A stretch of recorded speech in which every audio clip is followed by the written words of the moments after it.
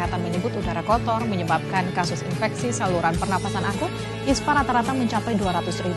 Masih bicara mengenai lingkungan, mayoritas sungai di Jakarta memiliki kualitas air yang tidak layak akibat pencemaran. Kondisi ini disebabkan oleh maraknya pembuangan.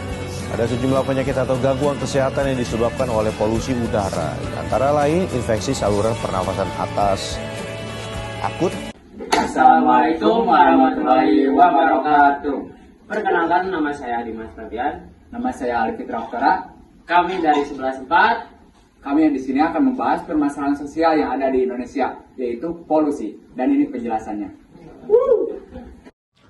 Polusi adalah masuknya zat atau energi ke dalam lingkungan yang bisa menurunkan kualitas dari lingkungan tersebut.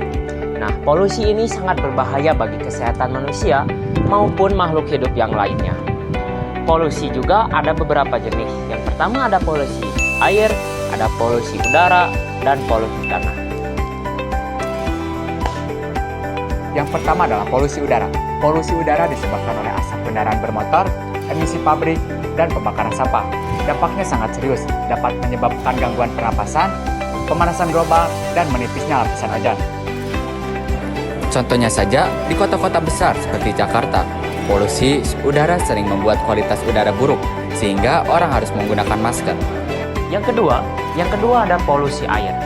Polusi air berasal dari limbah rumah tangga atau limbah buangan pabrik serta pembuangan sampah di sungai ataupun di laut. Nah, polusi air ini bisa menyebabkan penyakit bagi kesehatan manusia, yaitu bisa penyakit diare dan kolera. Dua penyakit ini sangat berbahaya dan menyusahkan bagi manusia. Nah, bisa kita lihat, ini adalah contoh dari polusi air. Bayangkan, jika kita tidak bisa lagi menemukan air bersih, tentu akan sangat berbahaya bagi kehidupan manusia. Jadi, bersyukurlah kalian jika masih ada air bersih yang layak untuk dikonsumsi dan belum terkena, yaitu polusi air. Yang ketiga ada polusi tanah. Polusi tanah disebabkan oleh sampah plastik yang tidak dapat terurai, penggunaan pestisida berlebihan, dan limbah beracun. Dampaknya tanah menjadi tidak subur dan tanaman sulit tumbuh.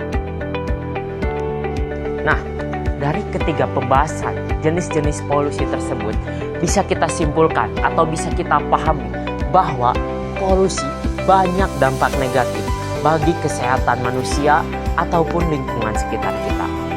Maka dari itu, mari kita mulai dari hal kecil, dari diri sendiri untuk mencegah bisa terjadi polusi tersebut.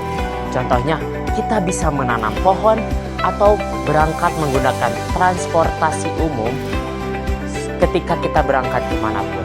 Dan juga cara terbaik adalah kita menggunakan 3R, yaitu reduce, reuse, dan recycle. Itulah solusi dari kita harus mencegah polusi itu bisa terjadi. Jadi, polusi adalah masalah besar yang berdampak kepada udara, tanah, air, bahkan kesehatan manusia.